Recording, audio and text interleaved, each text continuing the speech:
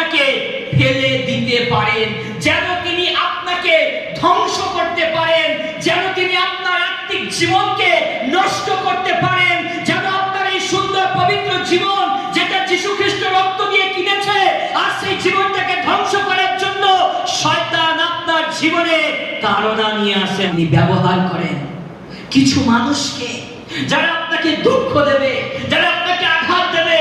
আপনার মনে হবে আর আমি চার্চে যাব না। কিছু মানুষকে ব্যবহার করে শয়তান, তাদেরকে ম্যানিপুলেট করে শয়তান আপনাকে ধ্বংস করার জন্য, আপনাকে নিঃশেষ করে দেওয়ার জন্য, আপনাকে ফেলে দেওয়ার জন্য। শয়তান কিছু পরিবেশ পরিস্থিতিকে, কিছু মানুষকে তিনি হাতিয়ার হিসাবে ব্যবহার করে।